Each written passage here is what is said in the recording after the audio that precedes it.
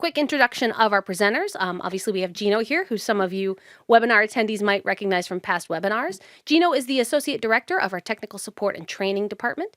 And then we also have a special guest, Kenny Kessler. Kenny is a project engineer specifically devoted to smart rechargeable batteries. So he is definitely the subject matter expert today. And they're going to be talking us through everything about the care and use of Shure Rechargeable batteries. So without further ado, take it away, gentlemen. All right. Thanks, Cheryl.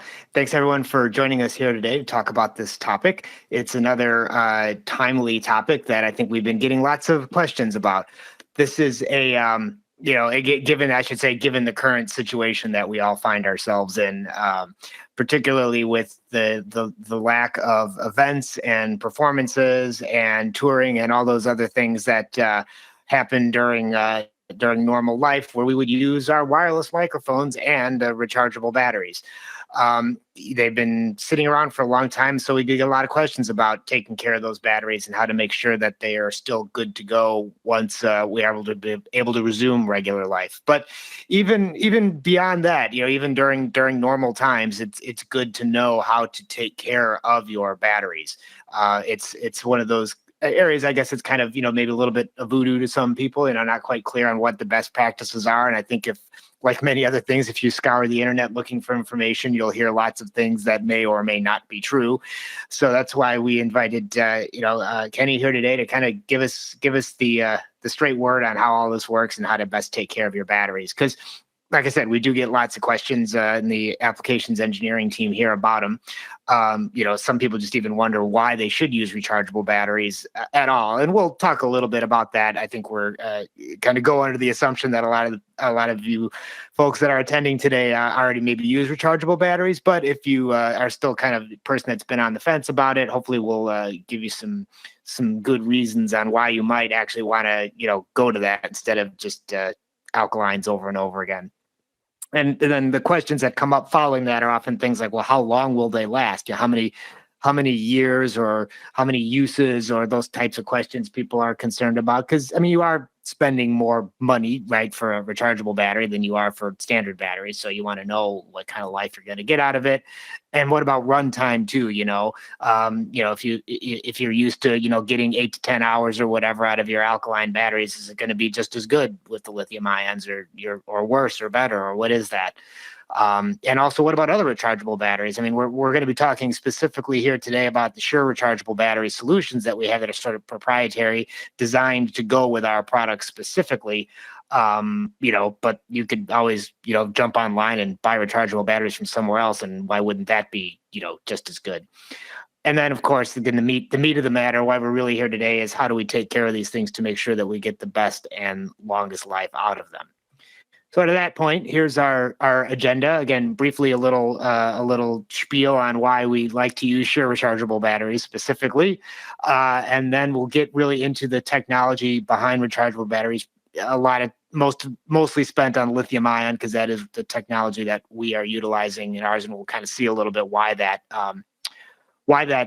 technology is the one that we've chosen to go with, and then into understanding battery health. This is really the factors that you are considering when you're learning how to take care of your batteries and learning how long they are, how long they can last for, and those sorts of things. And then finally wrapping up with the short list of best practices to make sure you get the longest life out of your batteries, or battery health. I think I'll just throw this out here right off the bat, which is probably the most common question that we get again is, when is it time to get a new battery, or when is it time to replace the battery? And I guess for better or for worse, there isn't really a direct answer to that, like 2 years or 5 years or 6 months or whatever. There's not like a hard number on that. And so what you'll see when we start talking about some of these different factors here is that what we try to do with our rechargeable batteries is give you enough information to be able to kind of make that determination, right? And that's really what the battery health is all about. It's a combination of different metrics that show you, really compared to a brand new battery, how healthy is the battery that you're using. And, below a certain point, you will be able to make that decision of, okay, the health has degraded too much at this point, so it's time to get a new battery. You typically, don't find yourself in a scenario where you just use it till it dies completely because, well, if you think about, take your cell phone, your mobile phone, for instance, right? Which a lot of those use a lithium-ion rechargeable battery. After you've been using it for a few years, you start to notice that the battery drains a lot faster than it used to, right? The phone still works, it still charges, which means the battery's holding some charge, but not as good as it was when it was brand new. And that's often how you decide, well, I guess maybe then it's time for a new battery. I suppose in some rare occasions, the battery may just give out on you completely. Of course, that would be a very obvious time to get a new battery. But a lot of, by looking at things like battery health, you can hopefully get ahead of that and replace the battery before it just totally gives out on you in the middle of a performance or something like that. So real quickly here again, Shure has our own sort of proprietary rechargeable batteries that we've developed to use with a variety of our different products, and we'll go over some of that later. But we have chosen to use a very reliable, robust lithium-ion technology that basically gives you really long runtime, and that's kind of one of the main advantages. Again, Kenny will get into this more in a minute here, but some of the older rechargeable battery solutions that you could get through third parties that relied on NiCad or nickel metal hydrides, the biggest problem is that they just didn't run for very long. Especially if you go back to the days of some of the like 9-volt batteries that we used to use in our wireless mics. When you tried to go to like a NiCad 9-volt battery, you'd be lucky if you got 2-3 hours of runtime. A lot of times those didn't even charge up to 9 volts. And so that's why if you go back, 10, 15 years, we used to really discourage people from using rechargeable batteries because you just never got the runtime. Now, if you look at the runtime with our lithium ions, you actually get more or longer runtime than you would out of an alkaline battery. Not infinitely more, but if you look at where we see some of the battery runtime metrics there, like it says, with QLXD, you get about 10 hours, ULXD 11 hours, and that's, an hour or two longer than you might get out of an alkaline battery. So there is actually some slight benefit in terms of the runtime you'll get now with these rechargeable batteries. But the kind of the main advantage, or the thing that I find most interesting, is the battery metrics that you can get, right? Because of the little chip that's on these batteries that reports information about the battery status. You can get things like battery runtime displayed in hours and minutes. Think about what it's like when you use alkalines. You get bars, maybe, if you're lucky. Some of the lower end systems maybe just have an indicator that turns red when the battery is low. Well, what does that mean? Well, it could mean a half hour, could mean an hour. It basically means you should probably just change the battery. If you've got bars, you've got 3 bars, 4 bars, 2 bars. Is it time to change the battery? I don't know. But with these batteries, you get that hours and minutes that is accurate to within about 15 minutes. So like it kind of shows in our illustration here, 8 hours and 30 minutes of battery runtime. I mean, that's great to have that level of insight into how long you have. So that way, if you're not sure when was the last time you charged your battery, if you pop it in the transmitter and it tells you you've got 2 hours, but your next set's only 45 minutes, then you're good to go. So that's a really, really huge benefit there. They also charge very rapidly. Typically, again, these are kind of averages because we have several different batteries, which you'll see. But on average, you can get an hour of runtime after after an hour of charging. I said that backwards. An hour of charging, you get 50% runtime, and they charge to full in 3 hours. So that's really great. And then there's all these different charging options as well. We don't just have one charger, depending on whether you want something that goes in a rack because you're touring, or maybe you just have one battery and you just need a single battery charger. There's lots of different options there. And I should also mention that in some of our systems, which we'll talk about later on, the battery isn't removable, right? Some of our systems, especially the ones that are designed more for like AV conferencing applications, the battery is just kind of built in and you just sort of charge it within the device itself. So you don't always have the option to take the battery out. Or I should say you can take it out, but it's not as easy as it is in some of the typical sort of more handheld and body pack style transmitters. But we'll see all those options when we get to it later. So now I'm going to turn it over to Kenny, and we're going to sort of look a little bit more into the actual technology that goes into these batteries. Kenny? Thanks, Gino. I'd like to thank everybody for showing up today for this this webinar. It's hopefully going to help most people that listen to this understand kind of lithium ion technology, some of the advantages and, sort of some of the disadvantages that exist with them, and kind of how to maintain your batteries for best usage over time. So when we look at lithium ion technology, it's something that was essentially created way back in the 1800s by I can't exactly remember off the top of my head who, but it wasn't until 1991 that essentially Sony had developed a commercialized process to manufacture these batteries and get them out to us as consumers and to be able to use them. It's most definitely the fastest growing in research battery technology, or offshoots of the lithium ion variations are, I should say, as opposed to the nickel cadmium and the nickel metal hydride, as was mentioned earlier.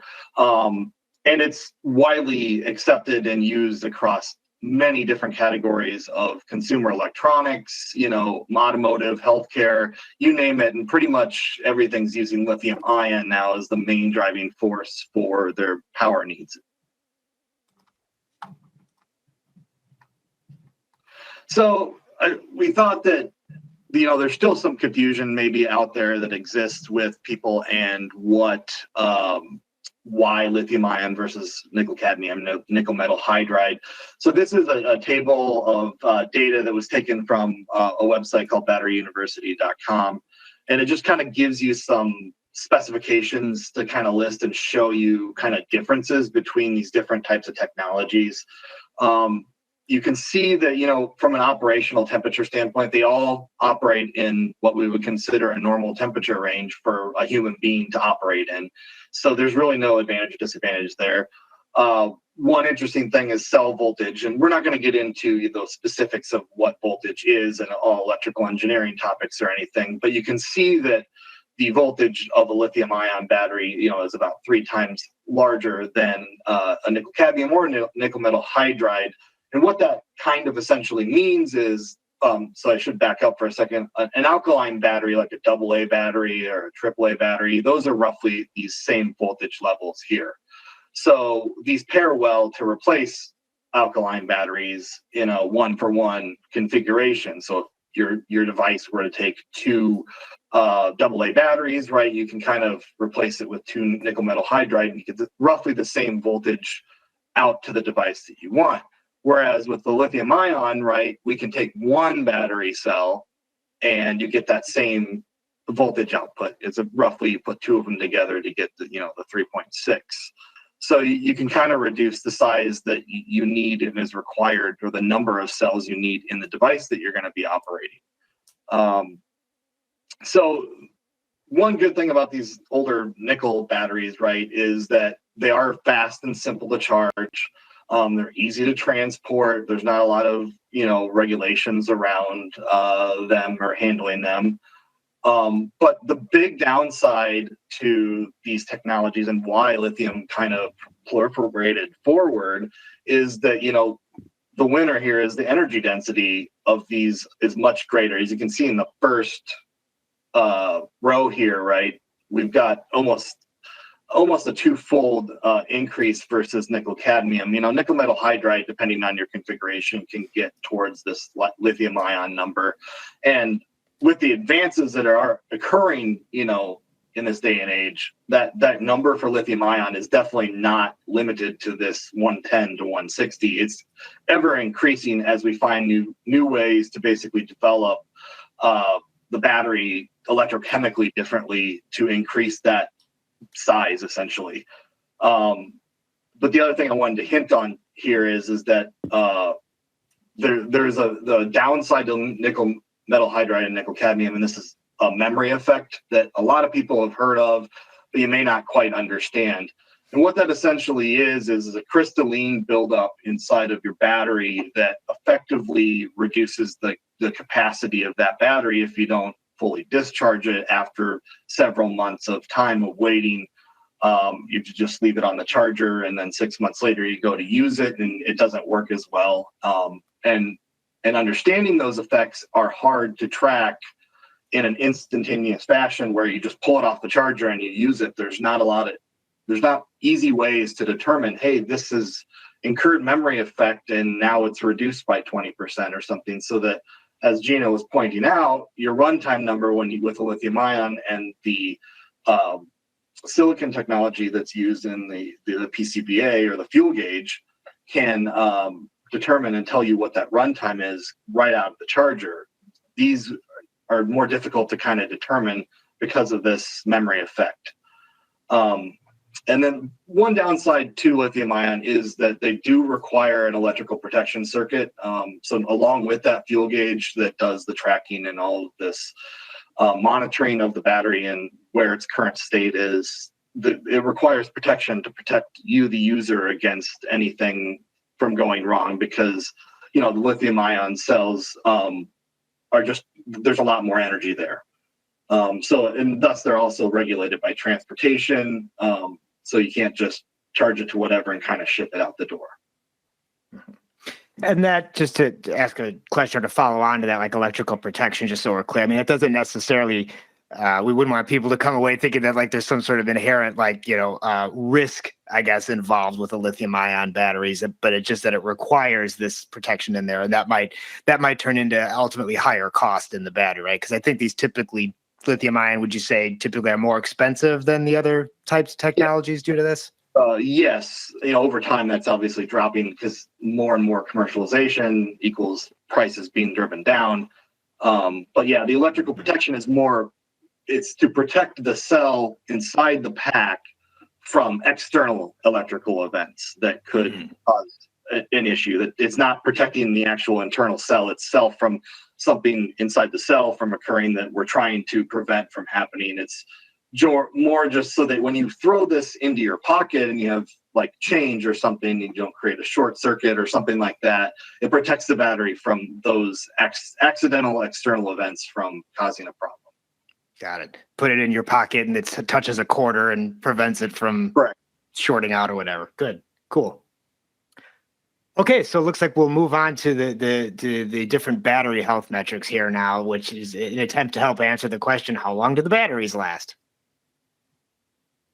Okay, so before we kind of get into that, and I don't want to bore everybody with a bunch of math and, electrochemistry and stuff like that, because we could definitely go into all of that and put everybody to sleep right away, everybody working from home, real close to their bed.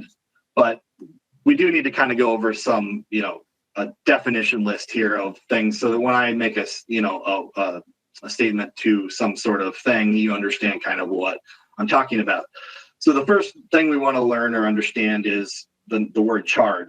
That is essentially a coulomb, or the basic unit of electrical charge that's going to be stored in your battery. Or think of it as, the electrons that have moved from one side to the other inside the battery, and the ions that have moved. That's the charge essentially that's in your battery. So that being said, the next thing is state of charge. You'll hear that kind of thrown around a lot. And this is an indication of basically how much charge is actually present in the battery that you're holding right now. And most of the time, rather than have the units of a charge unit, you'll hear it in a percentage. And that means that it's basically baselined against what we consider full charge of that battery. So which is the next definition here. That's how much charge basically the battery can hold once we fully have charged it, right? How much charge is sitting there.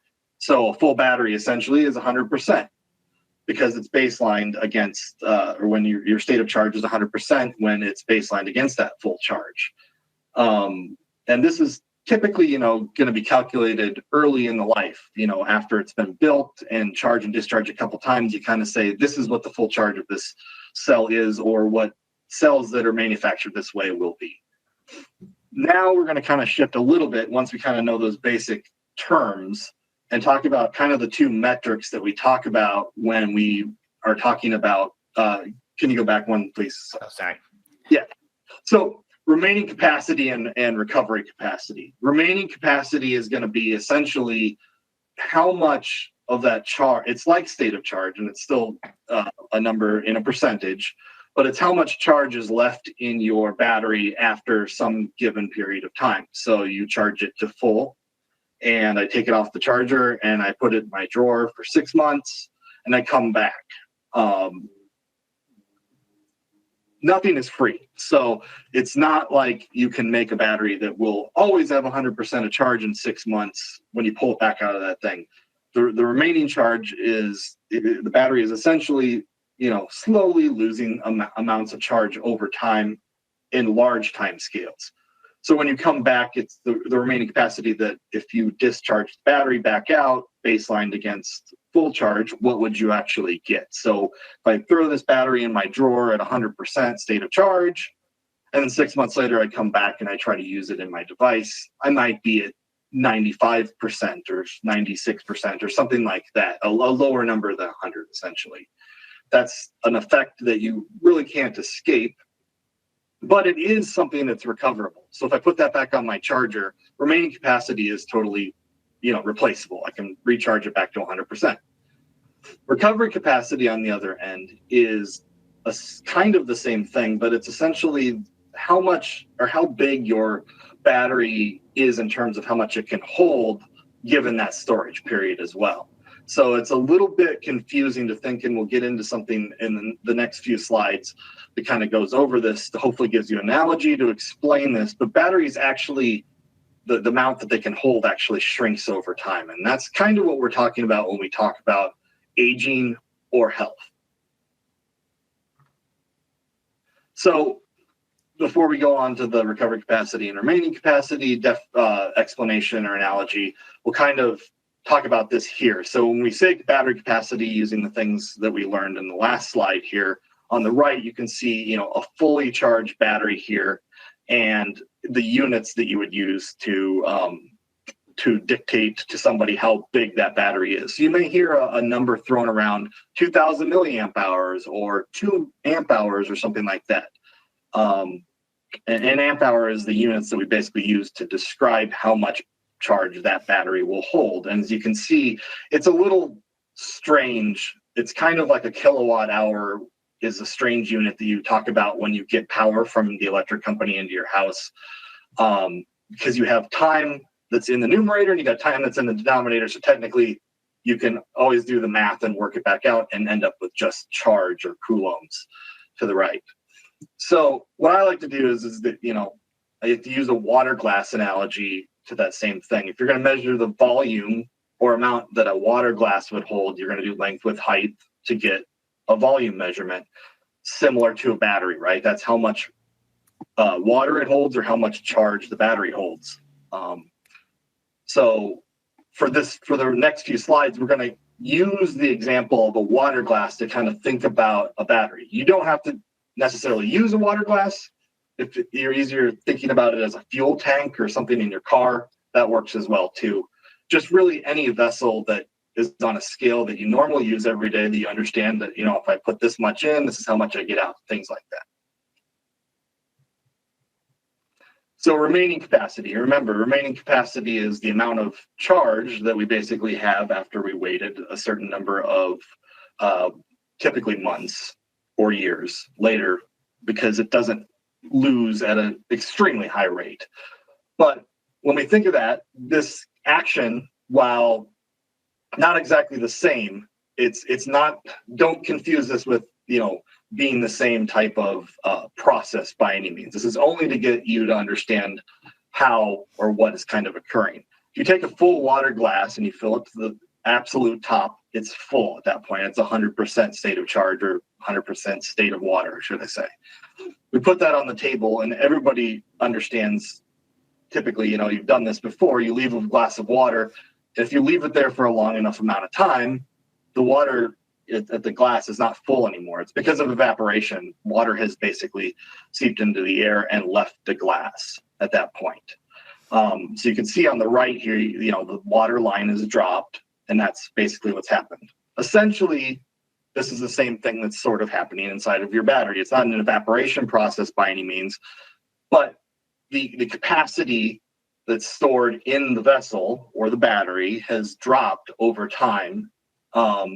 And like I said, the good news is that, if we take the water glass and we go back to the faucet, we can fill it back to the top and we put back that charge and everything's great and wonderful. So it is a recoverable capacity, and it's nothing that we really need to be too concerned with. except for when we're like storing for really long periods of time, or if we put lower amounts of water in the glass or lower amounts of charge in the battery, you might get to an empty cup. And that is what we don't really want to get to with a battery per se. You know, if your cup dries out, for the most part, it just means you need to refill your glass and go get more water to drink. With a battery, you know, it can kind of degrade its health a little bit more than we would like if it gets down that low. So as I was saying, okay, that's remaining capacity. Now we're going to talk about recovery capacity. So if you take a full glass of water, and this process does not have a straight analogy that, you know, makes complete, you know, sense, should I say, but, you know, this is kind of nefarious, should I say. So you put a glass of water on the counter and you leave it there for a couple weeks, and your child decides to play a trick on you and drop little pebbles or something into your glass, you know, once a day or whatever, and mess with this experiment that you're essentially running. At that point, when you refill the glass, because, you know, the remaining charge will still have dropped evaporation wise, you won't be able to put back the same amount of water into the glass as you originally would, because the rocks are displacing some amount of volume in your glass. With a battery, so essentially the tank size or tank volume, if you think of it as a fuel tank, is actually shrinking in size, which is not recoverable. Once that event happens, it shrinks to the point where you can't basically put more of that charge or more of that water back into that glass. So like I said, it's not necessarily intuitive, because this isn't something that necessarily always happens when you put a water glass on the table. But with a battery, it is something that is always happening. Now, you might ask yourself, why, if that's the case, I don't want a battery that's going to do this. Like, this doesn't sound good. I want to, you know, caveat this with you know, for the most part, this is a slow process. It does happen, but it's not extreme. It's not like you're going to take your battery and you're going to set it on a table and for 3 months or 6 months or whatever, and come back and now you've lost 5% or something that you can't put back in. We're talking about small amounts, you know, of percentage points over the course of months and years. It is noticeable when charge and discharge, but not something that will, it's not like you'll have one show and I got 8 hours of runtime, and now you come back in 6 months and use that same battery, and suddenly you only have like 5 hours of runtime or something like that. It's not super dramatic. Yeah. And just to follow on with something you said when we were on the last slide, though, right, which is this is where the issue of like not wanting to let a battery sit at no or very low charge for a while, because that could affect the recovery capacity of the battery, or even its ability to be recovered at all, right? Yes. So with remaining charge, like on the last slide, right? Since that the glass it's always losing charge essentially. We reserve a certain amount of charge that's not available to you as the user of the battery, or, you know, in the glass. Say that there's water still in the bottom, you just can't ever get it out. To allow a recharge process or a refill process to still happen. Once a battery gets to a certain charge level, like very low, like right close to zero, the actual 0%, not what we report and are allowed to be used, it's not really advisable to try to recharge it, because electrochemically odd things can happen. Cool. So Okay. with those two metrics in place, right, we've got aging factors essentially that go into all of this. So we've got calendar life. That's going to tell you like how long I store this for, or how old the battery essentially is from the date that it was manufactured. That's always increasing. Your calendar life is always something that's occurring, because just like us, the battery ages, and there's no way around that. Then you have cycle life, which is the actual act of using the battery, which leads to the loss of recovery capacity cycle to cycle. This is also very minuscule or small cycle to cycle, but, you know, given many cycles that you would maybe do back to back, you see the diminished returns of basically that recovery capacity. And what that is equated to easily for hopefully you'd understand is most people have a cell phone in their pocket every day. You buy that cell phone new at some point. It's got a fresh battery, and you use that every single day and night. It's always on most of the time for most users. You're charging it up at night. You're almost using all of it during the day. So one day, in the case of a cell phone, is basically one cycle. So when you go out to that, you go 2 years from now, that's when a lot of people start to see issues with their phones and it's dropping. And that's because the cycle life has led to recovery capacity loss. And you're witnessing that as the user and going, why is this thing suddenly, why am I at 0% and it's only 3 p.m. or something like that? Because you've lost recovery capacity has dropped to the point that you don't have your tank is physically not as big as it once was. And then, so those are the two like things that you kind of like alter recovery capacity that you really can't do anything about. But there's two other things that can dramatically affect these recovery capacity, especially, and remaining capacity, and that's thermal influence from the battery. It's a definite Goldilocks analogy here. When it's too cold, it's too cold. When it's too hot, it's too hot. But there is a just right point of that, and that's typically, room temperature. Then you also have the state of charge influence. So when you store a battery all the way at full, there's more electrochemical potential there, and more reactions can kind of happen, and it kind of can diminish you a little bit more than if you were to store it at some middle state of charge level for an extended period of time. So to get more into the thermal influence side of this, higher temperatures equals more energy essentially that you're pumping into or putting the battery at. When you have more energy, you're allowing more reactions to occur electrochemically and essentially speed up things and age the battery faster than you would really want to.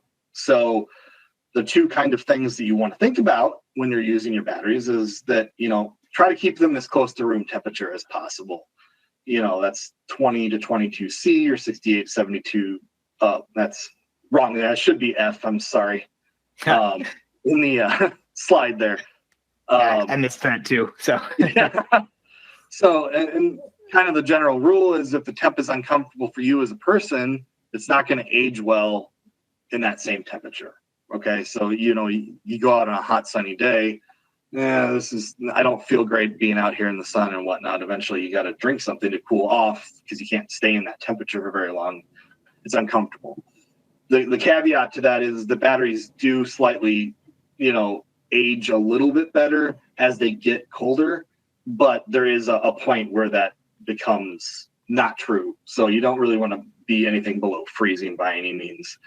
That being said, the amount of gains that you would get from storing it, let's just say at somewhere between room temperature and freezing, is diminished. So we're not recommending that you get a refrigerator or something like that and store your batteries. If you feel the need to do that, it will help slightly, but for the most part, if you're keeping your batteries at a room temperature environment, that is usually best summed up with just in your house or in your office or whatever thing that has an AC and a heating unit that controls the temperature at a steady level, doesn't allow large swings back and forth, essentially not exposed to the outside temperature environments that are left up to just the earth creating, something that controls it or keeps it where we kind of want. And, a question that actually just came in here, normally I know we save them to the end, but I think it's kind of relevant. And I'm curious, like, how does time factor into this? In other words, knowing that at some point you're going to have to take your batteries, outside, put them in the truck, drive them to the gig, right? And it's below freezing outside. Let's say that's the exact. Well, let me read the question here. I live and work in Minnesota. We frequently have to transport in the winter. How should batteries be transported in the winter when it is at or below zero? How much damage can be caused by cold if the battery is, quote, dead at the end of the show? But again, I think to me, how I, to expand on that question is like, what I think you're saying here is you don't want to store them at below freezing. But if it's exposed to below freezing for a couple of hours, is that okay? Or how long is too long for it to be exposed to those kinds of temperatures? Generally speaking, we're talking about timescales that are over a week or closer to a month or more, something like that. It's just going to diminish it. It's not going to make it, break it or something like that. If you try to store it at these temperatures for these extended periods of time. So like I said, it's more just try to be aware of what you're doing with your battery and when you're using it and where you're using it more than anything. So you look at the transport side through Minnesota, the example I think was asking about, it's getting from one point A to point B in that environment. There's no way around that. There's nothing we can do about that. And it's perfectly fine to move those batteries through that temperature while that's being transported. What we don't really want to see is that once it's transported, it's just left on a pallet somewhere out exposed to the temperature for the next 3 months before the next show, kicks in, and then the pallet's picked up and then taken to the show or something. Ideally, that would be put into some sort of temperature controlled environment at room temperature for that 3-month period or something between shows. Mm-hmm.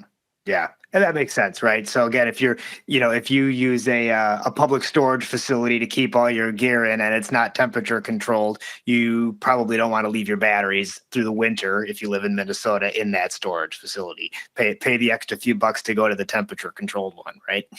Right. Cool. State of charge influence. Same type of a thing sort of here, right? This is also kind of a Goldilocks thing, right? With the temperature, it's kind of like there's too much, there's too little, and then there's just right. So with state of charge, a higher state of charge equals more energy, and more energy equals more reactions. And really, that's what we're trying to not do. The reactions are fundamentally what's allowing you to charge the battery and recharge the battery. So if we create more reactions, there's only a finite amount of essentially reactions that can occur. Because there's loss of material that leads to loss of recovery capacity and things like that over time. So we don't really want those reactions to happen when we're not actively using the battery. So the general rule of thumb is try to store your battery at a middle state of charge. It's somewhere between 70 and 30%. This allows for a longer storage time before it becomes unrecoverable. Some of the Shure chargers have a storage mode option that will put your battery at this kind of state and get you right in that range where you need to be. And that's the point of the storage mode. It's meant to put your batteries in storage mode, and then now I can store it for, longer time scales, longer periods of time. Rather than, it doesn't mean necessarily that every time I come back from the show, I put it in storage mode and it sits there overnight, and then the next morning I need to use it again. So now I need to take it out of storage mode and recharge the battery to 100% so that I can do the show. If you're doing, every single day, something like that, or even, on a weekly scale where you're doing a show or two on the weekend, you don't need to use storage mode. It's fine. It's more that longer storage periods than a week. When you're approaching a month or longer, that's when you really want to use something or get them at that middle state of charge. Because that, like I said, prevents this loss of recovery capacity that you would see when you're storing it at full. So then the next two are kind of, maybe you store it at full, I guess, because it's not detrimental. It's just better to store at a middle state of charge. I understand, not all chargers have storage mode.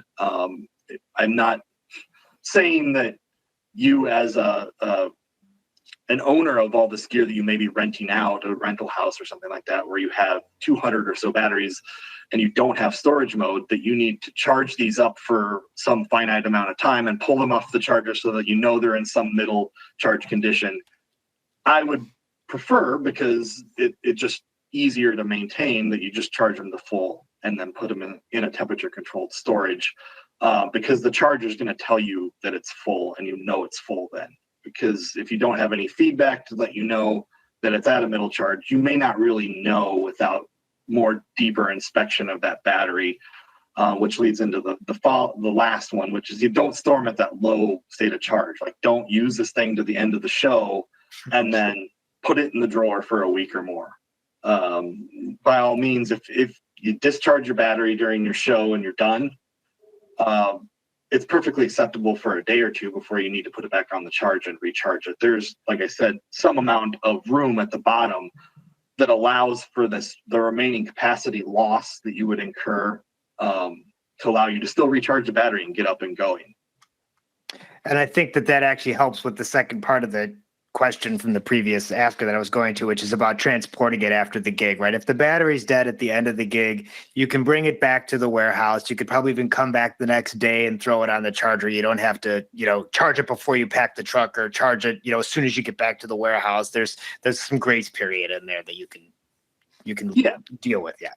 Yeah. And that's something I feel like is maybe worth stressing at this point too, is all these things we're talking about here, is that, first of all, these batteries they're pretty robust. They don't need to be handled, delicately or with kid gloves, or we're certainly not trying to instill any sort of paranoia here about taking care of your batteries. But it's more just like, if you're really trying to maximize, again, the lifetime of the battery, that's where all these things sort of come into play. So again, it's best practices to ensure that you get the longest life possible, but it's not like, oh, I have to make sure I do everything Shure's telling me here, or my batteries are not going to last me 2 weeks. It's not that extreme at all. So just the analogy to fast food or junk food or whatever, your doctor's always going to tell you, don't eat this, don't eat that. You're going to live longer if you don't do that. But in actuality, we all do eat that to some degree. Right. Exactly. Yep. Everyone said everything in moderation, right? Right. So cool. So let's kind of move on here. So we have some time for Q&A too, but kind of getting into the summary here, which really is like, okay, so given all of this, what's the key takeaway? But before we do that, just to kind of reiterate for people who maybe are new to Shure wireless or Shure rechargeable options, I did want to just go over quickly here. Again, I'm not going to read all of this to you, but I just kind of wanted to show that we do have different options, right? It's not necessarily a one size fits all. The proper rechargeable battery to use kind of depends on which system you have. And not all of them are locked into just rechargeable. Some of them do give you the ability to go back and forth between AA's or rechargeable batteries. And that's sort of a nice feature for people who maybe still not quite convinced that, they are chargeables all the way to go, or they're just worried about what if the batteries aren't charged. You can always throw in a set of AA alkalines and be good to go. So as you can see, this is almost most of our wireless systems at this point have some sort of a rechargeable option to them. Only the BLX entry level is AA, alkaline only. But then when you step up into the GLXD system, which is on the more affordable end of the digital systems now, that's the inverse, where it comes with a rechargeable battery, and that's your only option. It actually doesn't work with AA batteries. But then when you get up to SLXD, all the way up to the Axion digital, not ADX, but just AD, you have the option to go either way, right? In fact, except for SLXD, all those ones in the middle there, QLXD, ULXD, Axion Digital, any of the ones that use the SB900A also can work with AA batteries. The SLXD uses a different battery. It's its own SB903, but still has that backwards compatibility with AA's. And our PSM intermonitor systems also are compatible with that SB900A or AA batteries. So you've got some good kind of flexibility there. And then, of course, the Axion Digital with the ADX series transmitters, for those of you who knows what they are, also are rechargeable only with their different proprietary lithium ion. So some of the general statements we've made about the different batteries in terms of the expected runtime and how to take care, and that really does apply to all of these. I think the underlying, and Kenny, correct me if I'm wrong, but the underlying sort of technology that's utilized in all these different batteries is more or less the same thing, right? It's that same lithium ion technology. So just different form factors to go with the different styles of transmitters. That's correct. The batteries are basically built, mechanically to fit the dimensions and then the power constraints of that device that it's being used in. So real quickly, just going through the different options here. If you have the SB900A battery, which again is QLXD, ULXD, Axion Digital, and the PSM systems, we actually have probably the most charging options for this one here. Everything from the SBRC rack mount charger, which with the SBC AX modules can charge SB900As, all the way down to a single standalone version, the SBC10. If you just have one system and one battery, there's a charger for you. The best thing about the SBC 200 and 220 is that they're docking chargers. So that means you can just drop the transmitter right in them without having to take the battery out, and it charges right up. And then when you need to use it again, you pull it out of the charger and you're good to go. The only difference between those two, well, I guess it's kind of a big difference, is that the 220 is also networkable. So if you're using our wireless workbench software to monitor battery charge health and battery charge status and that sort of a thing, you can see all of that in wireless workbench via the SPC 220. The SBRC, because it has a display on the front panel, also allows you to see all those battery metrics, cycle count, battery health, time to charge, all of that stuff is included in there too. So it gives you kind of that full range of monitoring options. The SB902A, which is the one that is used for the GLXD series, has a few different charging options. If you're using the GLXD4 receiver, because there's two different receivers. There's also a guitar pedal receiver, which is the GLXD6. But the GLXD4 actually has a little slot right on the right-hand side there. You just throw the battery in there and charge it right up. But you can also charge the battery in the transmitters.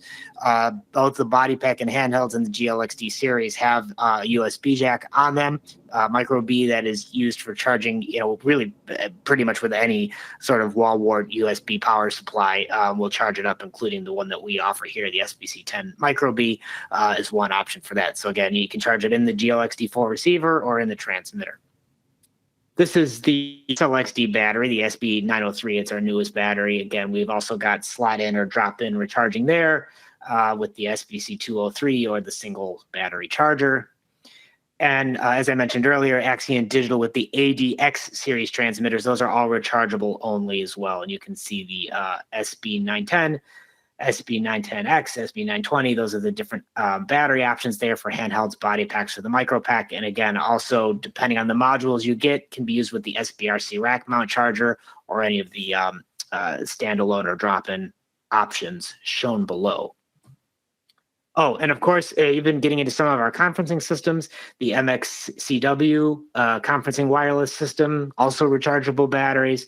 In this case, the battery is removable and goes into the network charging station you see on the left there. If you're using our Microflex wireless system, the batteries are actually all internal on these. So yeah, you're not seeing the actual battery here on the left. You're just seeing the boundary mic transmitter, the MXW6 there. But again, that's because these batteries, they don't come out very easily. You just drop the whole unit in the charger, and that's how they're charged. But so even on the AV conferencing side here, it's that same sort of rechargeable technology. So getting to the summary here, this is really what the takeaway is for prolonging your battery life. Related to the state of charge issue we were talking about earlier, if storage mode is available, which it is on the SBRC rack charger, that is the best way to store your batteries for long term, right? And that means, not a few days or a week or even a couple of weeks, but a month, 6 months. Storage mode is the best way to charge the batteries, which is at that kind of 50 to 70% capacity. But realizing that, again, a lot of our charging options we just saw don't have storage mode, then you would use full. So that's why we have the if available there, you use storage mode. If not, charge them to full. But again, under no circumstance do you want to just let your batteries sit fully drained for long periods of time. So storage mode if you can, otherwise full. Store the batteries separate from the device. This is, generally a best practice is to not leave it inside the device for long periods of time. I don't know, Kenny, maybe you have any more color you might want to add into that recommendation there? So when we say device in this regard, it's the charging device, not necessarily the device itself. Ideally, it's better if it's a removable battery to remove it from the device. That prevents it from draining and essentially increasing the remaining capacity loss that you would incur while it's stored.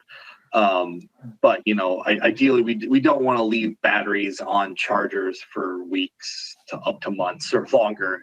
While the charger itself will run and keep that battery full, as we kind of indicated, we don't really want to keep it at full unless we have to. So, Cool. And then, of course, storing at room temperature, as we discussed, right? Extreme cold or extreme heat will affect that recovery capacity. And for long-term storage here, if it's going to be longer than 6 months, what we're basically saying is you should probably check in on your batteries. If they've been sitting around for 6 months, you probably either want to charge them back up to full, or if that storage mode again is available, bring them back into storage mode, so that, because as we mentioned, there is some loss to that charge that will happen over time, and after 6 months, it's worth revisiting them, and just to kind of get them back up to that either storage mode or full charge mode.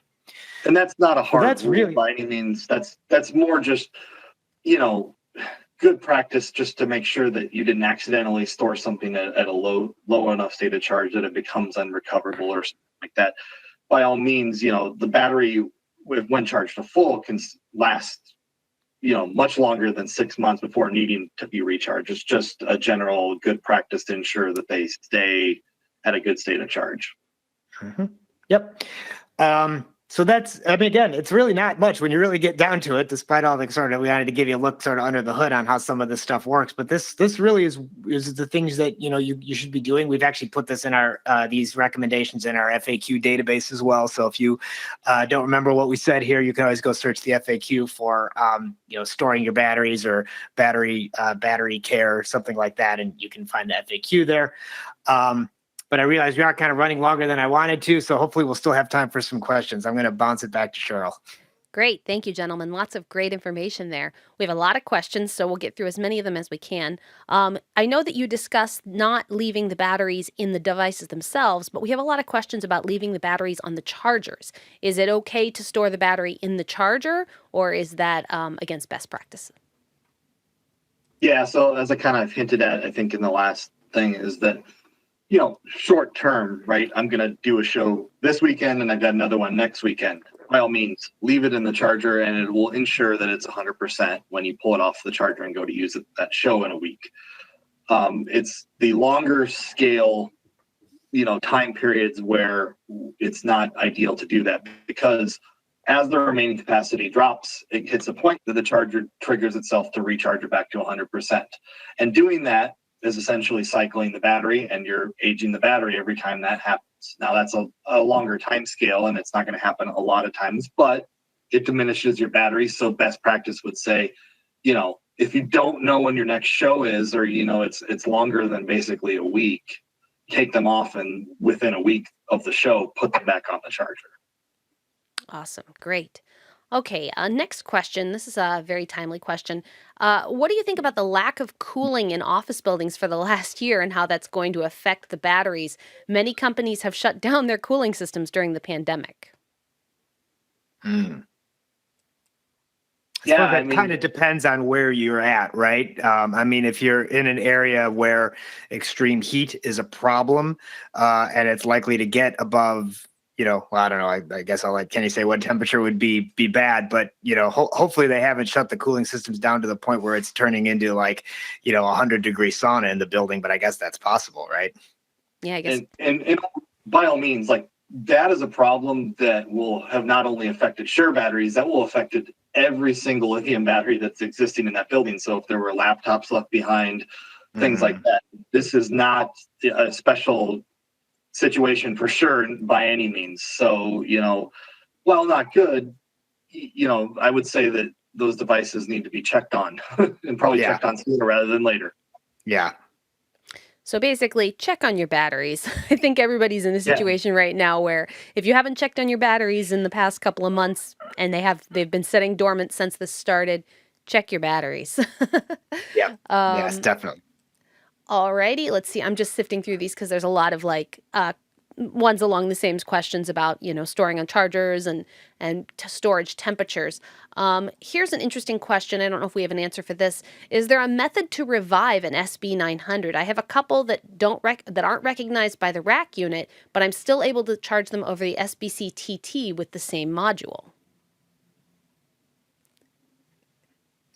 I could not. That's weird. I would say. That sounds like a very specific situation that I have not encountered myself directly. So, I can't speak exactly to what may or may not be happening there. I would say you need to reach out probably to service to get an answer or get some help with that specific problem. And you can open up a ticket with our support teams by visiting shure.com/contact.